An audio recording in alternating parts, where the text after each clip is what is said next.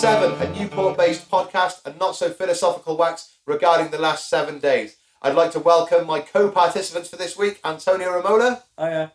Kenneth Trainer. Yeah. And a fucking local celebrity, Bongo motherfucking Pete. Hiya. Alright. Classic enthusiasm there. Yeah. Waving for the beginning of the podcast. You can wave on podcasts, right? Hi everyone. Great to be here. Hi guys. Hiya. Fantastic. Voice a bit knackered? Yeah, hard-working voice. And hard-working hands. Excellent. So why is it completely fucked at the moment? Just because I've been singing lots. We played a heavy show at Monmouth Festival. Nice. And I really gave it some tits, do you know what I mean? Because there were a couple of hundred people watching in a car park. So I went for it and it hasn't really fully had time to recover. Yeah. I lost my voice at a Latitude Festival we went to. It was the first time I'd lost my voice ever, not being a singist, and my voice is loud, but I've gotten sort of accustomed to it. But it was horrible, because it was on the Saturday, and I went mental, and then I was watching the Black Keys on Sunday going, it was really bad. I was trying to scream as loud as I possibly could, because I was having such a great time. But then just speaking to people normally, it was a bit messed up just in the day. Trying to have a regular chat, and there was like a girl I really fancied there as well, and just going, so are we going to the bands later, or maybe over to the hog roast. It was hard work. It was really hard work. It's fucking great to have you here, man. Like you said, we were supposed to be here last week. We've resolved any of that fucking hatred that happened on Facebook. Yeah.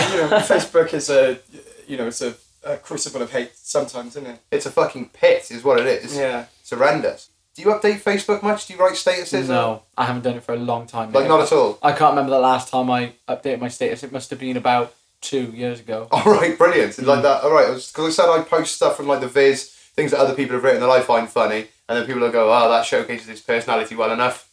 Like. And then, yeah, you get you get that sort of lovely feeling back. But yeah, it's a bit horrible. Ken? Just not in Facebook? Not on Facebook at all. Never have been. No way. Yeah, so no, I've never written a status. But if we could spray paint a white F on the top of your head, you could do some awesome marketing. I could, yeah, you're right. Did his hair again yesterday. It's becoming more and more, not more erotic, because I have to dye Ken's hair blue. So You don't have to. well, no, but you do it. I don't force you to, do I? I don't, I love it. Well, yeah, like I say, you're either making it like there's some sort of bribes involved, or like I was, coercing you into doing it in some way. It's pretty coerced, man, because when you did it first and you were like, yeah, I've done it myself, but I've missed a bit, and it's just some of the back, it's basically when I can't see. If I were to have a mirror, like a setup, or I don't know, like another pair of hands that could be independently moved by me, obviously. But yeah, that would just be any friend to. Any friend. If only I had a friend. Let's get squats on everything, but then towards the end, there's this big sort of running the fingers through the front of the hair and like getting it all on the sides, and then a lovely wipe up with a flannel. So yeah, that becomes rather intimate. I'm getting quite close as well. You can feel the breath on the cheek. That's happened. Yeah. Just because of concentration. It's not erotic at first. You're trying to concentrate. You're trying to do a good job, and then all of a sudden you can feel the other person's breath on your lips. Yeah. It's not. I don't find it erotic at all. I find it's like when like being a little kid again, and I mean, your mum got, for God's sake, come here, get this off your. Wipe this off your face. What are you doing? I do go vigorously with the flannel because it's dye, and I don't want you to have like a blue head. Yeah, my nan used to spit on my cheek and then rub it. She on your cheek and slap you, did she? I thought it was spit on the hanky and then rub your cheek. Not spit on your cheek. She would literally just spit. She would get her mouth right up to my cheek, spit on it. It's like for heavy staining. The wrong way around. Directly. It was gross. Yeah, I used to freak out every time she got quite close to me because I wasn't sure if she was going to spit on me or kiss me. So it was like, oh, nice. So you just make sure you clean up for grandma because you know what happens if you don't. Antonio, Bambino, lovely to see. Oh. You dirty boy. How dirty were you as a child that it required a topical gob? I don't know, mate. Horrible memories of the spitting. Oh, actually, that'd be there's a good couple of questions of tone for a bit later that I didn't get to ask last time. Okay, Jay cool. wanted to do it. He also, that was right because you weren't here last week. Yeah. He wanted to do. Oh no, you said do the gallon of milk challenge. Yeah. And I'd take your place. Gracious, and I was happy to do it. Basically, Pete. There have been 2 challenges so far. An arm wrestle, which Antonio won. Guess the flavour, where Antonio and Justin had to guess the flavour of different flavoured prophylactics. Just chuck in some Johnnies in the old mouth. Justin won that. You were terrible, considering your palate is quite refined as a grocer and actor. You're from a family of flavours. You know? You did seem to expect some exotic flavours, didn't you? Yeah, well, I've got much experience with Johnny. No, but it was just like, you know... Is it lychee? This is lemongrass. How expensive are these condoms? Yeah, that's right. It's the Excalibur Ultra range in gold and everything. Ginseng. Yeah. Holistic Johnny's. Now in plantain and acai berry flavour.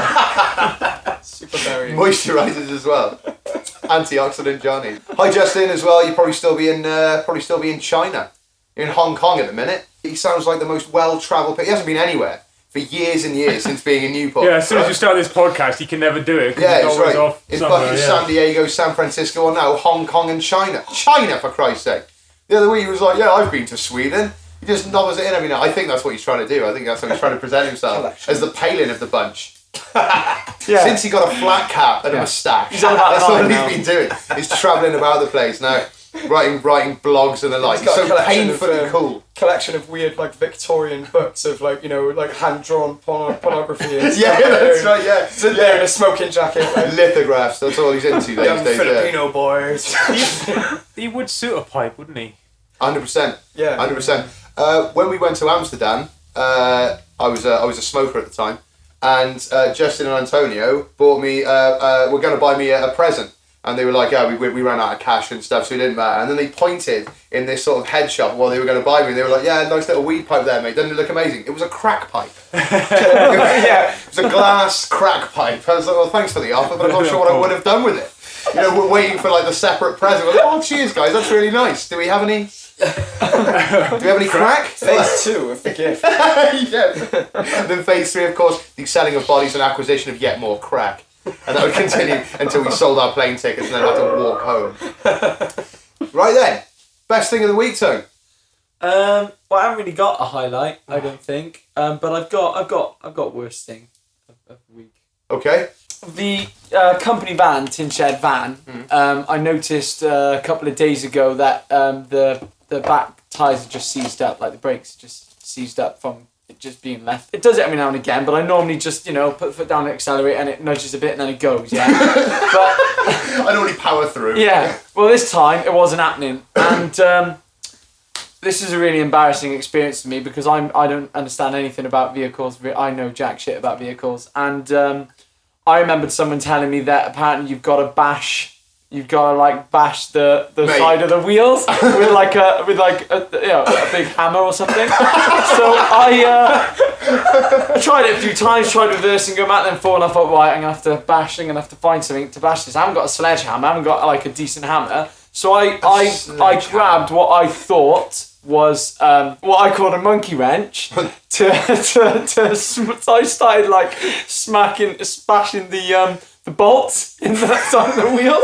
thinking that's what I needed to do. And then my neighbour comes out, who's like an ex-lorry driver, tattoos, skinhead, comes out and goes, do you want this, mate? And lifts out like a really big hammer, and I was like, yeah, that'd be good, that'd be handy. And he goes, what are you doing? And I was like, I'm just trying to, you know, loosen up the brakes. Like, couldn't even explain what I was doing. I was so embarrassed. And he was like, I was like just doing it with this monkey wrench, and he went, that's not a monkey wrench. Started laughing at me. He goes, that's a crowbar.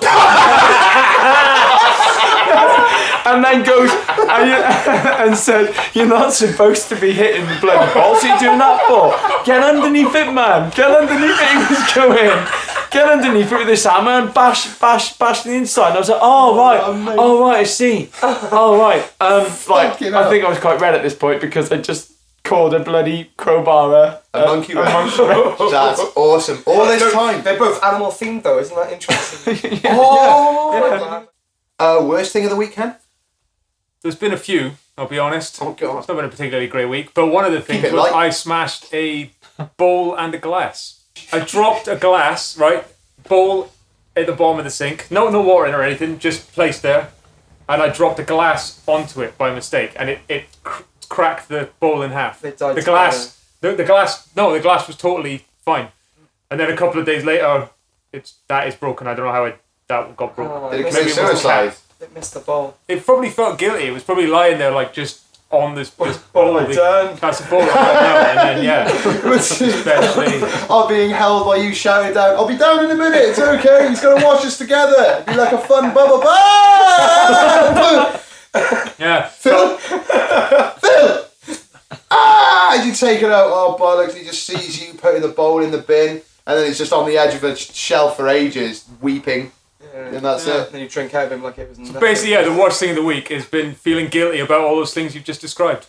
Which do you miss more, the bowl or the glass? Like in everyday life now, which do you miss more? The bowl probably, because now I've only got 3 bowls where I used to have 4. So now I've got to do the washing up quicker.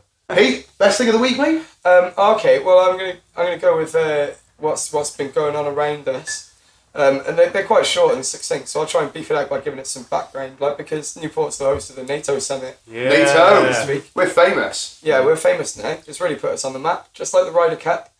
But basically, the most notable thing about Newport this week has been the police presence, which has been both reassuring and inconvenient to a lot of the residents in Newport, I think. Fucking right. Yeah, for me, it's a double-edged sword, and I've got 2 examples, so I'm going to fulfil a good thing and a bad thing about the week. The good thing about it, I played a gig in town on Monday night, and there was a group of coppers just stood around, and I went down to them. I just said, because I parked my car down from Wetherspoons, and it's pedestrianised during the day, and there's some local basically I've had a ticket there before. So I seen these coppers, I just went, sorry, guys, don't hope you don't mind me interjecting. Can I just ask if you're going to be enforcing the local traffic bylaws tonight? And there was a bit of a silence. They're just like, what? I was like, okay, well, I'll be blunt. I parked my car up there, and I'm just wondering if I'm going to get a ticket, or if you guys have got bigger fish to fry tonight. and they looked at me, and the woman, she was saying, man, she had a big grin on her face, just like, yeah, you're all right. We've got bigger fish to fry tonight. Fantastic. I just thought that was cool, man. Then we had a bit of banter then, just saying like, welcome, because they had Birmingham accents, like, welcome to Newport, hope you have a great time, like. If you're not free tomorrow night, come to the Pen and Wig. We've got an open mic. And they were like, they don't give us any time off. So, I bet you get bored, didn't you? I bet you'd love it to kick off. And it was a bit of friendly banter back and forth. I was smiling, they were smiling. It was Monday night in Newport, and it was a nice moment with some officers of the law. So that tattoo, all coppers are bastards, is completely untrue. Yeah. If you take it in an objective context. Obviously, circumstance dictates, doesn't it? But it normally happens. That's why it normally gets put on in prison. So a lot of people there can be forgiven than maybe the police who say arrested them. It's actually total bastards. Twice now, on festival stages where there's been a police presence and I've been performing, I've actually got to say big up to the filth. And because being on the microphone gives you power, they look at you like they want to take you down. But they're not going to come up onto the stage and forcibly do anything just because you refer to them as filth, a vernacular like. So I'm proud of that because and in all respect, big up to the filth like. Yeah, here. And that's my good side to the week is the ordinary copper like. But my bad side to the week is the overzealous copper. Oh. Now you've got this is an international. The one who did put a ticket on your car. Yeah. Actually, I've had a couple of tickets because I work a lot in town, and the one time the woman put a Nissan Yaris on the ticket. But little did she know, Nissan don't manufacture the Yaris. It's a Toyota. So I didn't have to pay the ticket on a technicality. But, amazing! But yeah, overzealous policing. It is an international thing, as we've seen with like the Ferguson riots and the disturbance in America. But basically, I was in McDonald's after playing a show. It was like 2 a.m. at a £1/4. Oh no, it was a big tasty with bacon meal. With crisp cut fries as well, which they are fantastic, and ice cold Coke, which was so refreshing you would not believe. But anyway, we're sat there enjoying a tasty meal at an affordable price. In chic surroundings, chic contemporary modern surroundings. All the warmth in McDonald's as well. So tender, especially at 2 a.m. Yeah. I mean, it is true that when you're hungry. Yeah, it shouldn't just be called fast food. It should be called fast, friendly, excellent food. I am literally loving it. But yeah, anyway, so it was just me and this my friend Emily, and there was a couple of officers of the law. They were enjoying a bit of downtime in the corner there, and They didn't clean up after themselves either. Me and Emily, we took our tray to the bin and we deposited our stuff. They just left it for, one of the minions to clear up. Someone else will clear up after us. But basically, there was an officer of the law in the London police. There's two kind of police in London. The one's the City of London police, and the other one's the Metropolitan Police. Anyway, they were from the Metropolitan Police, so they were both armed. They were both packing. They both had sidearms on their legs, like handguns, pistols. But this one dude had his full-on assault rifle, like kind of strapped around his back and hung down his front. And it was just McDonald's at 2 a.m.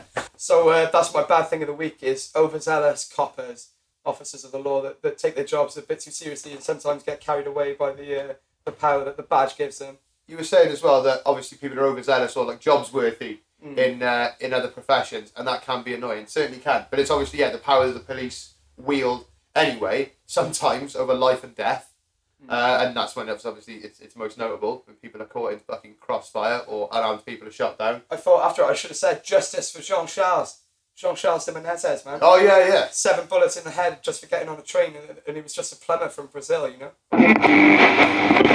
So this week there's a few notable birthdays: Raquel Welch, Werner Herzog, Michael Keaton, Jon Stewart, Johnny Vegas, Paddy Considine, and MC Mong. Who's MC Mong? Yeah, looking through for DJ Spaz and MC Mong. Unfortunately, they couldn't get into the club. There's no access. He's a South Korean hip hop artist, right? Rapper, producer, and actor. Legitimate. MC Mong. Wow. All right, it might be a general name in South Korea, but it's like there are towns in France called Billy, Pissy, Willy, Nonce. Pussy. Yeah, Nonce. Nonce. I'm just off to nonce. Hold on, wait. Carefully you say that around here. Yeah. They wonder why foreigners have hard times. It's their language. Speak English, for God's sake, and then everything will be fine. This week, of course, it's almost a nomination for Hero of the Week to improve the quality of boobies on the internet. The iCloud hack that's exposed Jennifer Lawrence, amongst others, Selena Gomez, to their naked photos that they've taken on their iPhones. I haven't seen any. Has anybody seen any? I've not actively sought them out either. Really. I think you might have to. I think just because of the press, I think it might be quite difficult actually to get hold of like thumbnails and things like it. I genuinely haven't tried, and not because there's a lot of stuff online about why you shouldn't try and like why privacy is an important thing, and there's loads of obvious links to recent super injunctions and things like that, and the public's right to know about a celebrity's lifestyle. And I am on the side of the celebrity, and I can slag them off as much as they want. They put themselves in the public eye and do something ridiculous. Fine, but I don't feel I have a right to know. In the paper, I saw it was like Selena Gomez upset, Jennifer Lawrence, breach of privacy, and then in the middle it had Kim Kardashian, who is famous for making a sex tape. Yeah.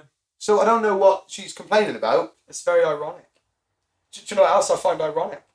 The ISIS, the terrorist group, or the IS, the Islamic State, when they say that we reject all Western values, or they reject all Western values, and they post stuff on YouTube. that is ironic, down with the West. Hang on, I want this to reach fucking everyone, so I'll put it on Twitter. Yeah, that's right. That is Western values. Hang on, let me just tweet that. You can blame religion for a lot of stuff, man, but people are cunts, and there are certain factions, and they just enjoy each other's company because it reinforces their own ideals, and they can hide behind the guise of divine revelation and things like that. It's beyond inappropriate, and that's putting it really, really lightly. It really is. We were talking earlier about the collective term for horses. That's right, we were. Collective nouns. Oh, you said a group of coppers as well. What's the collective noun for a change? A spare change of coppers. Oh, is it cavalry? No, of course it's not. a cavalry? For horses. Oh, for horses. Yeah. Oh, that makes a bit of sense. No, but it's not, though, is it? I don't think so. No. Cavalry's when they got men riding them. The best answer on Yahoo Answers says it depends on the situation. They can be a troop, military, so like our police horses, a team, which is used in agriculture. Oh yeah, like team of horses for plows. Yeah. Oh, right, okay. A herd is wild horses. Yeah. Oh, the herd's got to be the one then, And isn't it? Yeah. Harass or a Harris. I know You also get a stable of horses in racing. Oh, yeah, It's, yeah. it's harass when a group of horses are like trying to for hand hunting. women. No, it's for hunting. It's when they're trying to kill other animals. Foxes, A harass of horses. I know it's a business of monkeys, a flush of mallard, a gang of elks. I remember because I had a Beano book when I was a kid, and it was a puzzle, and it was like a catchphrase really, because there was like the elks. It had them all like wearing leather jackets on motorbikes and stuff, and these monkeys sort of doing, on the stock market and whatnot. I thought it was pretty cool. That's how I remember those. There's a wicked bit from Not the 9 o'clock News. Have you seen this the sketch Gerald the Gorilla? No. Okay, you've seen that, Ken, right? Many times. Yeah, of course. You seen it? No. I'll put a link up to Gerald the Gorilla. It's one of the more famous sketches. Mel Smith, Pamela Stevenson, and Rowan Atkinson. Rowan Atkinson has got a full gorilla suit on. Wow. It's called Gerald. The joke is, of course, that he's caught this gorilla from the wild, but he's really eloquent. It's Rowan Atkinson's voice, just in a gorilla suit. So within this sketch, the professor, who's played by Mel Smith, says, well, in the beginning, Gerald did attempt to contact this whole flange of gorillas. And he says, it's a whoop, Professor, a whoop of gorillas. It's a flange of baboons, for Christ's sake. Now, but both those words, both those collective nouns, are completely made up by like whoever wrote the sketch. But then there have been several published works afterwards using those two words. So yeah, a huge influence by a sketch show on Not the 9 o'clock News. The other famous one was from Not the 9 o'clock News again, and it was a dart sketch where Mel Smith and Griff Rhys-Jones, it's up, and they're wearing sort of dart uniforms, I guess, darts on the shirt, and they strike the pose. They're called Dive Fat Belly Gut Bucket and Barry Even Fatter Belly Belcher. And it was that sketch that the BDO, the British Darts Organisation, said brought drinking, because darts players used to drink a lot when they were playing, and it brought darts into disrepute. So they stopped drinking on the hockey after that. After late 70s sketch on Not the 9 o'clock News. Right. Go comedy! Changes the world. Powerful. Hell yeah. Sounds good. Do you want to do an experiment quickly? Yeah. I'll provide the earphones. Uh-huh. Apparently, if you put those bud earphones up your nose and open your mouth, it amplifies the sound. No way. Do you want to give it a go? I'm thinking I've got quite blocked nostrils and sinuses because I'm a smoker, and yeah, try it. you're the purest one here. Let's give it a go. All right, sweet. Right, I'll pick something nice and loud. I'll pick some Machine Head. Right, it's got left and right written there, Tone. If you want to adhere to that, that's. I'm really nervous about this. This is weird. Are they right up there? Get them up there! What are you doing? They're falling out. Get them up there. Oh mate, I just didn't want them to be like. Get them up there. Get them right up there. They're supposed to. You know how they stick in your ear. There we are. There we are. There we go. Right. Okay. Right to the mic. Close. Open. Not as good as I'd have hoped, I'll be honest. But cheers for trying. Oh. it is pretty good. It felt like when I was closing my mouth, it was coming out my ears instead. Oh, really? Oh, no, they're all connected. The ear, nose and throat. Oh, yeah. I think, that's the point. What a disappointment. Yeah. I thought you were going to open your mouth and it was going to fucking blast us onto the sofa. That'd be amazing though, wouldn't it? Because then you could like blast something like Pavarotti, out of your mouth, like. You could cheat on X Factor really. Yeah. So just like Susan Boyle. That would be great. Is that back on again, or is it the talent one? No, X Factor's back on again. Oh my god, it's never off. Or is it that one of them is always on? Is that what I'm thinking of? Is it X Factor then Britain's Got Talent? Yeah, I think it's like cyclical, isn't it? I think they cycle it. They probably all talk to each other and say, because we're all after the same views, really, guys. So it's so fucking rubbish. Pete, you're the musician here, mate. yeah, £1 million recording contract. What does that mean in terms of monetary gain for the artist himself? It's a tough one. It depends, because there'd be all sorts of clauses within that contract that tie you to working for that company. Right. All I know is from our experience, because we had Britain's Got Talent approach us twice and we turned them down twice. They oh well, thank you. They limit you. They take the revenue that you work hard to kind of acquire through YouTube. Shit. But record companies do it as well. You can't release anything if I wanted to release a reggae album, but I was contracted to them to make pop music, and they had a problem with it, they'd have the power to say no, you can't release that. It's like, well, that limits your artistic freedom, obviously. Yeah. So you'd have to have a lawyer. Maybe you've got try and keep it within the family. Maybe you've got a cousin that's married to someone who knows a decent solicitor. Yeah, you're speaking to an Italian right here, man. Keep Well, it in the family. you'd want to have a real professional look at it and then explain to you what, because the problem with these shows, it sucks in young people and spits them out, and sometimes it makes like little starlets, and sometimes it destroys people's like self-confidence, and There was a kid on there, and I don't care if his self-confidence was destroyed, right? 14 years old, he popped on with his guitar and whatnot. You think, oh, that's impressive enough. They're like, so what are you going to sing about? Well, he says, it's a song I wrote about a friend of mine who is not really a friend anymore. Kind of hurts when things like that happen and life doesn't treat you well, but it's made me the person I am today. So that was it. He was 14. I was like, fuck you. I hope you're terrible. I saw that with you. I don't think he was really good.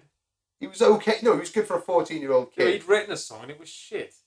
It was a bit shit. It was terrible. It was like it was the most cliched nonsense. Really? Yeah, that's what you do when you're 14, though, isn't it? Yeah. I love that.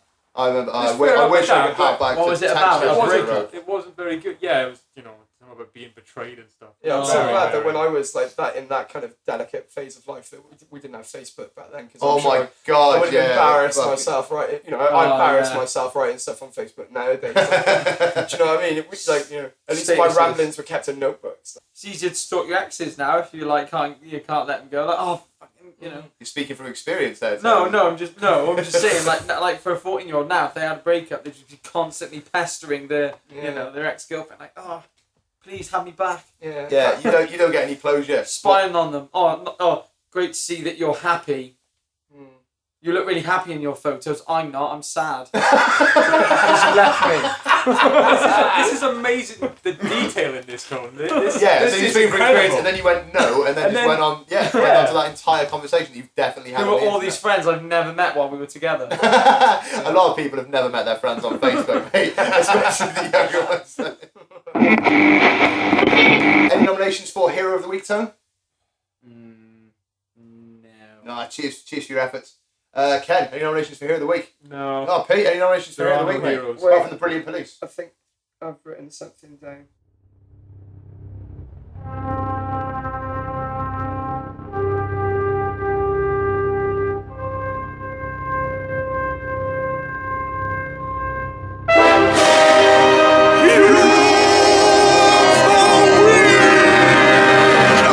Firefighters in Baytown, Texas, mow a guy's lawn after he has a heart attack.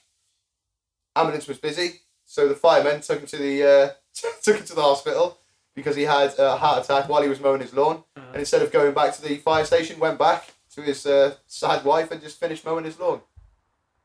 Why? Bit of an insult, maybe. Now that I'm thinking about it. Well, if your husband can't do it, then I suppose it'll be up to us firemen. Yeah, listen, ma'am, your husband's going to be in no condition to do this ever again. Like that, yeah. Well, it's the last time this will be mown for a while. I mean, I wish him a speedy recovery. Or one of the firemen thinking he's not going to make it, but the wife's quite attractive. I know this guy was like 70. So who are you calling the hero then? The man? Your man? No, the fireman. Thought it was quite good. Look, mate, you know it's always drab when it comes to Heroes of the Week, man. The world is full of cunts, and unfortunately that gets the most press because there's a couple of these that are fucking oh dear. Well, first of all, a cunt of the week nomination is Richard Blackwood, who I haven't seen in about 10 years. I didn't know he was still around. He is still around, mate. He looks exactly the same. It's like when Andy Peters buggered off for 10 years to produce and then came back and hosted that weird show Ejector Seat. Yeah. Ageless. But Richard Blackwood's agelessness has taken the form of a Burger King advert. And he has a few lines and he's just fucking plugging that now. I know that he must be sort of a bit skinned, or maybe skinned by his terms and everything, but not Burger King, man. And not to show, like, this is how cool Burger King is. Richard Blackwood is fucking advertising it. It makes me not want to go to Burger King. I wish Newport had a Burger King. Oh. That's what that NATO protest was about for me. It's just, why we've got so many McDonald's and no Burger King. I want to taste the flame. Yeah, I want to have it my way, just for once. Yeah. We've also got a lot of Subway. Like, a load of Subway. And Greg's as well. Yeah, Greg's in town is fucking ridiculous. Yeah. There's 4, isn't there? Yeah. You walk from the top to the bottom. All within donuts throwing distance of each other. Subway is like Newportonians' idea of healthy food. Yeah, it is. Yeah. Oh, it's mate, like wait, holistic. Like, oh no, we're going to McDonald's today. No. We're on a diet. Let's go to Subway. Yeah, I'll take the BMT. Yeah. Anything on it? The lot. It's got a weird smell. Subway has just got this weird It smell. does, yeah. It's one of those sort of forged bakery smells that they chuck out of. I'm sure as this might be the actual bakery, but just bread smell like a bread air freshener. They just got all the time. One of those air wicks on constant. Those toaster ovens they got though, you want one of them in the house. Oh, Like, fucking they right. toast that Oh, at yeah. speed, man. Yeah, they do. It's fucking amazing. White hot, fucking. How do you want it? Disintegrated if you don't. Atomized. Yeah, it's like if that was in my home, I'd have to experiment with stuff.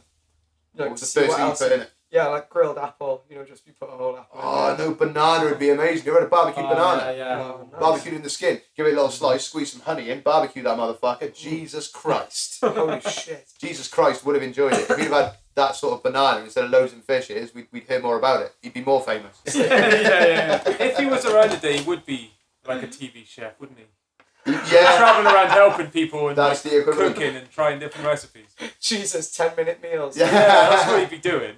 I'm here in Galilee, where some of the street food is the best I've ever tasted. Yeah, it would be that. Don't use that self-raising flour. Use the plain. We want this to be unleavened. Yeah. I know, it's a bit of a classic, but for the last show, we thought we'd go for a lovely classic, loaves and fish. Watch how I turn this JC into pie. style, like that. What's that? Only a glass of water with your meal? Oh no. If he was on MasterChef, maybe they do an anonymous MasterChef, so they take it into the food critics who go, some of the most undercooked scallops I've ever had in my life. That is the cuntiest profession, man, without question. Surely. The food critic, the food... I have tasted worse cabbage. I tell you what. But not often. Not often. Jesus has made celeriac mash. I tell you what, right? They should do a God's edition of MasterChef. Well, God has served ambrosia. No, as his necessity. no, just all different gods. Get Shiva. Get them all on Bake Off. Yeah, get them all in there. Get them all in there. No way, not with fucking Ganesh as well. He's got 8 arms for Christ's sake, just God, doing yeah, loads of stuff. Ganesh made 8 corners, of course he fucking has. It's so unfair. I'm an elephant.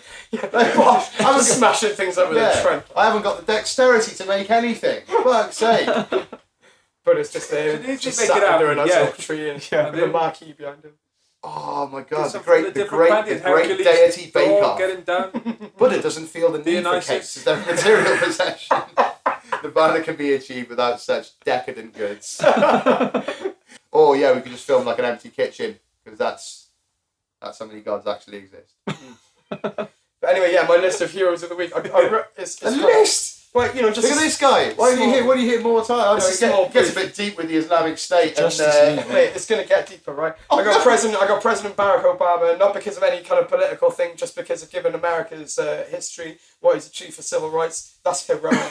yeah, and he's in Newport this week. I tweeted him, and I said you should nip over on the podcast. No pressure, but I'm sure, and he'll be a day late if he is, because I think he's in a meeting tomorrow or something. But if he's got 5, like just to nip over, he's going to a school, so you might as well just pop over. And I don't mind. Barack, straight to you, buddy. I don't mind sort of you doing this tomorrow evening. Fuck it, and we'll just edit it in properly. The other guys won't be here, but I think one to be great. Best, worst thing of the week. Best tank you've seen this week, something like that. Worst service. Who's your least favourite world leader? All these questions and more will be asked, obviously not answered. But yeah, nip over. So I'll tweet this episode to you as well. Well done, good hero. Yeah, I think he is heroic. But I've also put down the mayor of Newport. I don't actually know his name. Oh, But have you read it heard- in the paper have you heard today. this? He's Yeah, not yeah. beating them. The mayor has got a role to fulfil, like in regards when royalty comes to visit. Yeah. The first citizen of Newport is the mayor because he is elected by councillors. I don't know the people. I don't know. And now we've got some of the most important figures. Well, the most important figures in the world coming to Newport, and the mayor has tweeted like this morning that he's got no official role, and they've not involved him at all. Like, and Barack Obama is going to be greeted by someone, but not the person who's there. Like almost the Queen's representative. That's why he wears those chains and stuff. And like he's a funny looking fellow. And it'd be nice if he just he got to the humble mayor of Newport, probably with a Newport rugby tie on, representing the black and amber. It'd be nice if he got But to. it's not. No, and he tweeted He tweeted saying, "I've been asked to carry out no role in this weekend's events." And then the tweets got taken down because apparently the council own his Twitter and it wasn't the view of the council, so they censored his tweets about the situation, which were not in any way untrue. So that's. Well, they're probably right. It probably wasn't their decision. It was probably not in their hands at all.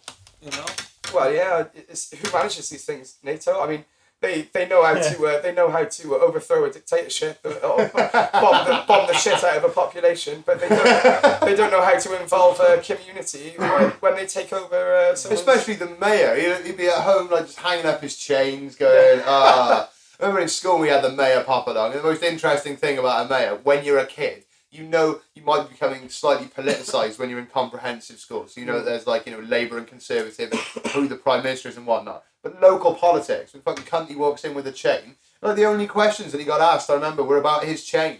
How much did it weigh? How much did it cost? Did he feel like a gangster? Is he afraid it'll get stolen? Sir, how much does that chain cost? Like holding up your own chain from Lizzie Duke and stuff. Like fucking my nan got me this for Christmas, like £200. See, if I was the mayor of Newport right now, I'd be doing a Muhammad Ali and casting my chains into the river, as a sign of how disrespectful that is. But yeah, the mayor of Newport, he's a hero. As I said earlier on, normal police, they're heroes. I see what you mean when you say he's a bit. He looks like Alan Titchmarsh. Have you seen him? We'll chuck a link. Matthew Evans is his name. Look.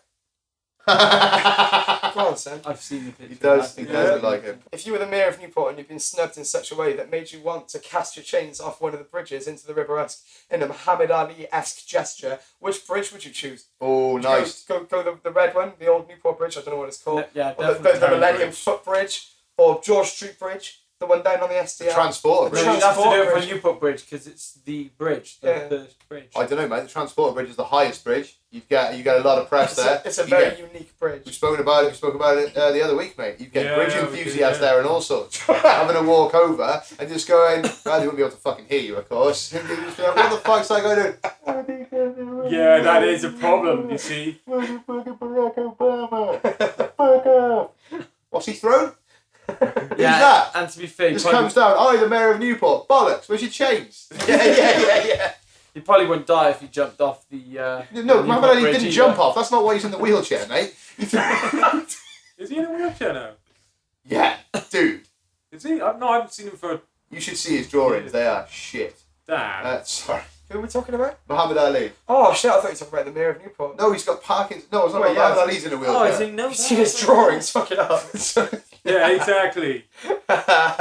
Well, he's a hero. You'll put him on the list. He's another hero. What else you got? My last hero is the journalists that are being held captive. But in general, brave journalists who go to places at their own personal expense just so they can tell other people what's going on. Fucking A. Definitely hero of the week. You've made an impassioned plea, and 100%. As heavy as it goes, never like to sort of bring up real news, but we've done it a couple of weeks in a row now. But yeah, fuck terrorists. Fuck anybody who decides that an ideal is worth more than a fellow human. So bollocks to that. And here's to every brave journalist that's working. Another cunt of the week. Justin Bieber. He gets a couple of mentions, but he's been in the news again this week for being charged with assault and dangerous driving. Dangerous driving, yeah. Yeah. He's recently been charged with he was charged with vandalism after throwing eggs at a neighbour. Been charged with various assault charges and sort of being in possession of marijuana and stuff. But this week he crashed his quad bike into a minivan, and his lawyer came up with a statement. Justin Bieber and Selena Gomez's peaceful retreat in Stanford was disturbed by the unwelcome presence of paparazzi. This, regrettably, ended in charges of drink driving and assault. Like it would always happen. Yeah, bollocks to it, man. You're just a regular feature. Justin Bieber, you are this week's cunt of the week. Horrible cunt.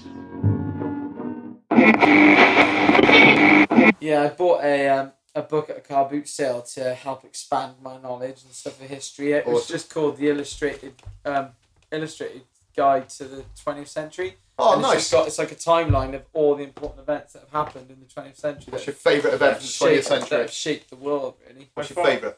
You haven't read it? Why? No, I have been reading it. But I've only got to early 50s. I mean, pretty good. I'm on, That's really good. That's halfway through. Yeah. I guess so. Yeah. Yeah, but I've been doing it on and off. I've been flicking through it on and off, and then just putting a bit of work in there. What's your favourite thing so far then? Titanic, knowing it's not just a film. Yeah, no, that was pretty. You've had both wars. Interesting. Bolshevik Revolution. Yeah, which I didn't really know about. Okay. Oh right, it's the world. It's the 20th century. So Everything. Not the Britain. Everything right. in the world, mate. Not just Britain. Just everything. So yeah, 1900 to fucking 1950, you had the car, the plane. And the thing is, I didn't really know about television. Radio, of all course, that stuff. It's all like when things were first invented. And it was interesting reading about things that I'd heard of, like that I knew were famous events, but not really understanding what they're about. Right. And, like, the what war? But it doesn't sound. But it's great. not written in rubbish. any depth. It's not written in any like real depth. It's just kind of like a brief kind of thing, quick. But like a we didn't start the fire type. Have you come across anything that you've investigated further? Like, have you looked any of these things up on the internet? Yeah, I looked into the Nelson Mandela. I was interested in. That's hold on. Hang on. Wait a minute. No, I flicked ahead. Oh, wanted to get to the best bit. I flicked ahead. What happened when I was born? Selfish bastard. No, because I just kind of thought to myself, oh, Nelson Mandela, I don't really know that much about him really, and so I skipped to that page, had a look at that. Then I watched the film, which was amazing. Which film? Long Walk to Freedom. All right, okay. Yeah, that was. Because he's not in. He's in Invictus as well, right? Yeah. Well, he's not in it. He's not in it. Morgan Freeman's in it, right? Yeah. Just awesome. But it made me angry as well. It made me really angry to think that he got put in prison for just for standing up for his rights and everything. And. Well, no. And several acts of terrorism. Yeah, he stood up for his in rights the film, by bombing supermarkets. They didn't show that in the film, mate. Yeah, no, they wouldn't. A long walk to freedom, not a long blood-stained walk to imprisonment and eventual freedom. They showed how his wife wife got into when he was in jail and when she had her own sort of crew beheading and stuff people like that. and all that sort of shit. Yeah, it's not to say that he didn't have a just cause. Oh no, here. But just like the IRA, they started off with violence and then factions happened. The film made it look like he was all for peace, a peaceful approach, and his wife was getting carried away with violence and using violence as a means to get the thing was, and then they were both pretty violent. When he gets out of prison, he decides not to get back with her because she's got opposing bad influence views and stuff, and they didn't want the people to know. I like how you described it. You wasn't going to get back with her. No way, Winnie. It's been too long. I can't quit you. He didn't want the people to think that he agreed with her methods. Right. So they made it look like he was completely in this film. They made it like he was completely peaceful and she was. The Long Walk to Freedom is a book that it's his autobiography, isn't it? Yeah. So he's gonna. Yeah, great point. Yeah, nice to himself, isn't he? If you want to get in contact with us for any reason, your nominations for Hero of the Week, Cunt of the Week, your best and worst things of the week, a question of tone, send us your tunes to avoid copyright infringement. We're going to play a bit more of the fucking beef seeds in a bit. You can follow us on Twitter at TheLast7 or email us thelast7podcast@gmail.com. You can also have a look at the Facebook page. Lembe Opic, you can have a look at the Facebook page. You're about to be brought up again. Our favourite ex-politician and Estonian descendant. Yeah. He's been busy today. What's he been up to? He didn't tweet anything last week. No, he didn't. And What's his problem? He didn't tweet anything this week until today. Oh, Jesus. Barrage of tweets. A gentleman or lady named Sam Watt tweeted, "I'm astonished by what a dangerous mess the Bedford Turbo Roundabout is evolving into. They should have listened to Lembit Opic."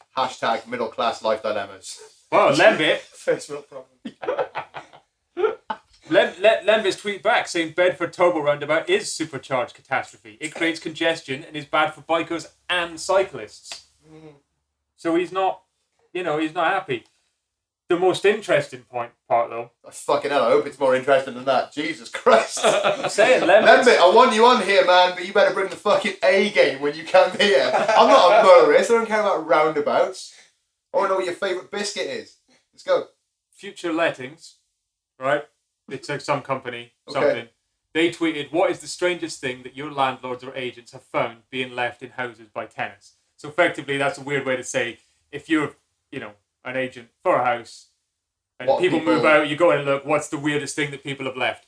Pittville Property said someone left a life-size cardboard cutout of Lambert Opik. Oh, amazing! Wow. Why would you leave that? Well, exactly. Where do you get one? Because that's been Vista printed, without a question. It's probably his own flat. He said, seriously, I feel shock and awe. Lambert Opik, get yourself on the Last 7 podcast. Come on! It's like your voice could be heard, your distinctive voice could be heard by upwards of 60 people from the week. Our first episode has got like 160 odd views now. Think about it. Well, yeah, let's talk about your tunage, man, before we get on to anything else. So, first time I saw you, you were in a reggae ensemble. Yes. Fucking amazing. Thanks, man. You've got an excellent voice. I'm not talking about now. It sounds like somebody sort of chucked cement down you. But also, Bongo Pete. That's the name on Facebook and online. Yeah, true, man. I've become Bongo Pete. I've got the prefix, is it prefix? Yeah, prefix, yeah. I thought you were an Irish stoner. I thought it was Bong O Pete. That's good. I like that. You know, people that call me Mongo Pete. You should take up DJing, man. You should link up in South Korea. That's a market. But yeah, I play I'm a percussionist and a vocalist, so I started off when I first started playing in town and gigs and stuff, playing bongos.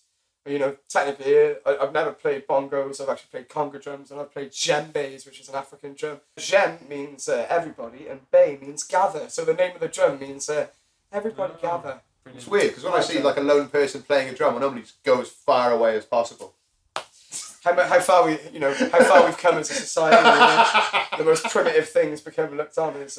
No, it's great, man. You're good at it as well. Oh mate, no, I do just hit stuff.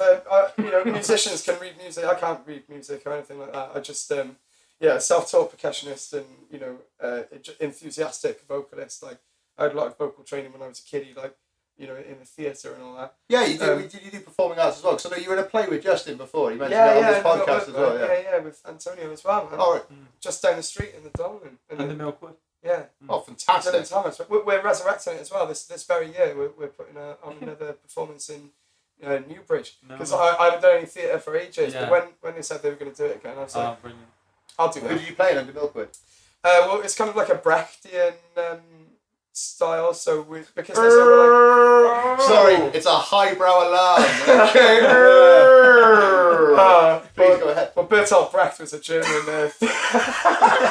Basically, you don't need big elaborate set dressings to represent a character. You just need a hat, and that's enough. Sometimes to embody a character, all you need is a pair of shoes and stuff like that. So it's an ensemble thing. So there's over 60 characters in Under Milkwood, but there's only like 6 of us in the cast. Right. So we have to take on many different roles. So I'm playing a couple of different things, like fantastic. Mr. Pugh, the guy who wants to kill his wife, and beautiful. Willy Nilly Postman, the guy who reads everyone's mail, etc. Yeah, I'm doing that under Milkwood.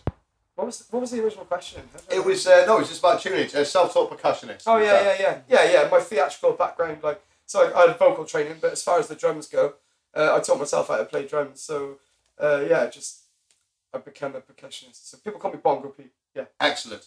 I saw you in a reggae ensemble, but then of course we played the other week the Beef Seeds. Yeah. Well, yeah, I concentrated on reggae because it's really good fun to play. And writing songs, reggae songs is fantastic, good fun. But yeah, we started a band with the people that I was living with at the time, and we started a YouTube project, and it all kicked off in a stereotypical dreamlike manner. And we got loads of views and stuff, and we had a lot of fun. We worked really hard. We made a load of videos, and a load of songs. We didn't make much money off it, so we can't really continue. But we've done something just because we loved it, and it was awesome. What would be the Beef Seeds tune you want us to play now? Oh, dude. Well, sheesh. Who says that? You can edit that out. Well, sheesh. Well, gee, mister. Yeah. Pete, gee whiz. What song from the Beef Seeds do you want us to play today? Well, thanks for asking me, Dad, and thanks to all the people listening at home. Oh, thanks, guys. I think it'd be nice if you just you could play Avicii, the first one that we did. Fantastic. Wake Me Up. That was we just done it. All right, wicked. Here's the Beef Seeds.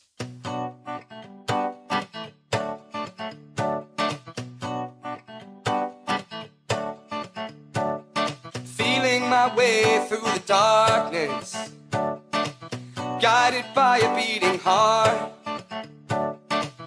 I can't tell where the journey will end, but I know where to start.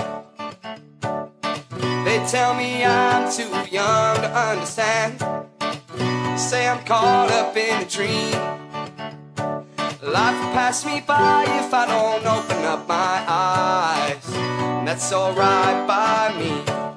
So wake me up when it's all over, when I'm wiser and I'm older. All this time I was finding myself, and I didn't know I was lost. So wake me up when it's all over, when I'm wiser and I'm older. All this time I was finding myself, and I didn't know I was lost.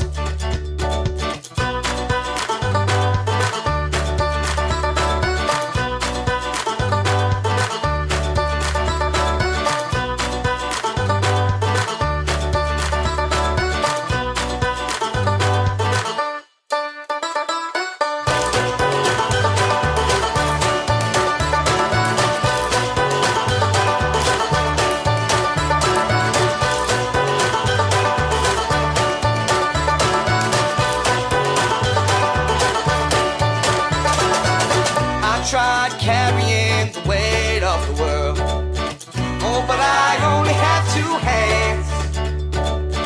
I hope I get a chance to travel the world, but I don't have any plans. Wish that I could stay forever this young, not afraid to close my eyes. Life is a game played by everyone, love is the prize. So wake me up when it's all over, when I'm wiser and I'm older. All this time I was finding myself, and I didn't know I was lost. So wake me up when it's all over, when I'm wiser and I'm older. All this time I was finding myself, and I didn't know I was lost. I didn't know I was lost. Oh, I didn't know I was lost. Well, I didn't know I was lost. I didn't know I was lost.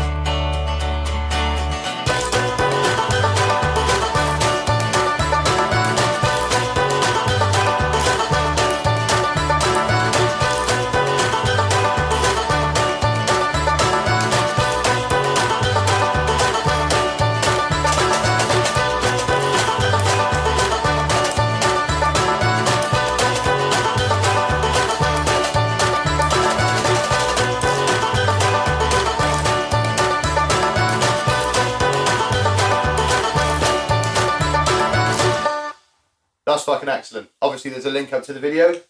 Superb. Did you have fun making the vid? Oh yeah, especially in the early days, man, because you know it was just such a cool thing to watch. You'd release a video and then spend the rest of the day watching like the views climb up and think to yourself like, whoa, what's going on, you know? Because we were just doing it down Albany Trading Estate behind Sainsbury's. Yeah. Just in a studio by a recycling centre, and you know below a boxing gym. It was nice, man. It was really nice. And to work with friends and stuff, that was cool. Yeah, to achieve something big out of just having fun, like. Yeah, it's mad. Like it was unexpected. It was unprecedented, man. Are you ready? Yeah, go on, hit me with it. Then it's time for a question of tone.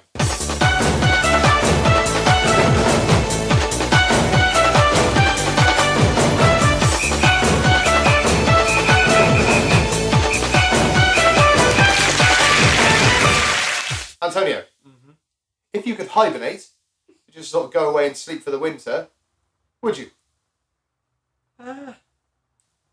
No. Bearing in mind, it's not half of your life, it's 3 months-ish out of the year. Right, well, hibernation is not for me. Why not? Because We tried it this year. from a young age, I've always hated sleeping, really. my mum used to have a job trying to get me to go to bed. I used to be. She spit on your face. It started off. No, it started off where I used to be afraid to go to sleep because I was afraid of the dark and I used to have nightmares. So whenever it got to bedtime, I never wanted to go to sleep. Right. And eventually, I got over that kind of thing. Obviously. How old were you when you got over it? Tony? I got into the habit of waking because I was waking up in the middle of the night and stuff, and then just staying awake until it was time to get up for school. I don't know if that's the reason why, but I've developed this thing now where I'll go to bed really late and then get up really early. so not have much sleep. So even when I've been out on a night out, I won't have a lie-in. It's weird, and my body clock is like it just wakes up naturally between like 6 and 7. Mate, I can't believe you don't like sleep. It's because of nightmares. I find it boring. Sleeping. I used to say when I was a teenager, I used to say, it's a waste of time sleeping because you could be up doing something. All right. What if you'd live longer? Huh? It's probably true.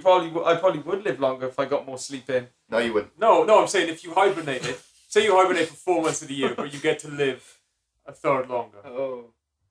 So you get all of those. Those 4 Yes, I months would. back. Then I would. But you miss Yeah? Christmas. You would miss Christmas. Yeah. Oh, I can't miss Christmas. Can't I use Yeah, Christmas that's the Day as thing. that moment where I get up and have a snack at least? You'd have Australian Christmas. get back and just on move it. to Who has December. ever had a Christmas snack? Oh, right, okay, so I'm hibernating. I wake up Christmas morning. I have a turkey snack, and then go back to hibernation mode. Christmas is the day when it is fully acceptable, 1, to drink in the morning. It's a fest. It's a feast. Yeah, and 2, just to eat until there's nothing, Yeah, I can't nothing miss- more that could pass your lips. Second question of tone. Okay. Do the Dolmio adverts offend you? Yeah. They don't really offend me. Just to be clear, we're on about the Dolmio adverts where a family of felt creatures, Italian. Fella. Italian. Italian felt Stereotypes. creatures, yeah, very much stereotypes as well. Enjoy Dolmio. You don't see them eating it, obviously, because they just sort of smash it against their Spoil the felt. material face. But for a start, it implies that Italian families love Dolmio. I'm not sure that's the case. Not at all, mate. They don't even know what that It's is. like Foster's in Australia. Americanized They don't even version. they don't even acknowledge its existence. They don't offend me because weirdly, a lot of what you see in that advert almost it's a stereotype for a reason. Like the way the house looks, like the basket of peppers in the corner, like the vineyard out the window, the woman waving a wooden spoon around and rolling it about, Spit on the the kids. cheeky tash on the father. That happens. It looks like that sometimes. But they're all speaking English. Yeah, the only thing that's offensive about it is that they're all talking like those stupid, ridiculous accents. Do you want to know what happened this week in history? What happened, mate? This week in 1666, Tone? The burning of the bridge. Nice. What are you talking about? Are you talking about the origin of the song? London Bridge is burning down? Yeah. Was it? No. Got it. No, it's London Bridge is falling down anyway, isn't it? Oh. Yeah, London you're right. Bridge is burning down. No, I dare say some bridges maybe did burn. The Great Yeah. Fire of London. There was something the year before that was big as well. Was it the bubonic plague? That was 1665, and then 1666 was the Great Fire, and they actually think that was kind of helpful because the fire kind of eradicated the Got rid of plague rats. But Or also, something like that. they don't actually know the official amount. I think the official amount of dead from the Great Fire of London is like 2 or like 6. 6. Yeah, 6. But they don't know how many people died because obviously the fires burned so hot that like people could have been literally incinerated, like evaporated. No, I got it for this one. There were 6 recorded deaths. Wow. 2 people that died in their homes who were there, whose bodies were recovered. 3 people who were on the roof of another bakery, not one in Pudding Lane. Oh, that must be horrible. Oh no, Yes, they were asked their names and their addresses, and then they were all shot. And then 2 people, not in adjacent but very sort of close buildings, were also one of them begged to be shot as his sort of shoes and feet started to melt. They shot them underneath for the mercy. Yeah. Oh Christ! But yes, Oh, so 6 official deaths, but like everything burned, including St Paul's Cathedral. Mm. And also this week in 1666 was the end of the Great Fire of London. wow. I've heard that thing about the plague rats as well, and I'm not sure if that's just like sort of a coincidence of history, or there's somebody's done the work about it. But it's certainly fucking interesting. It's certainly a deep clean, isn't it? Like the NHS could learn something about deep cleaning from the Great Fire of London. That's right. We've eradicated MRSA. What happened? We burned all the hospitals and just started again. Cleansed with fire. Yeah, there were a lot of sick people who were on fire, but some of them were never burns anyway, so we figured they'd be used to it. God. This week, 300 years later, in 1966, Hendrik Verwoerd, I think that's how you pronounce it, was stabbed to death in the House of Assembly in South Africa by a guy called Dimitri Savenda. Now, this Hendrik Verwoerd, we were on about Nelson Mandela earlier, weird. He was known as the architect of apartheid. So he... Come to the week. He was elected, I think, as his president, or at least the head of the House of Assembly. He was Prime Minister He was Prime Minister, I beg of pardon. South Africa. But yeah, stabbed to death. He was stabbed like sort of a fair few times in the chest and neck. They kept the blood-stained carpet, the point where he was stabbed, until 2004. Wow. Why? Barclays Bank supported apartheid, and even when the whole world was giving them the old cultural boycott, Barclays carried on supporting government and shit.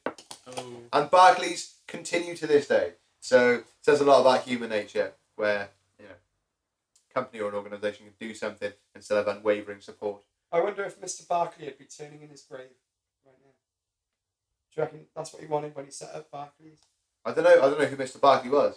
Mates with Mr. Nat West and Lloyd. Lloyd had a bank as well. Yeah. Lloyd, Natty and Barkers. Nathan White.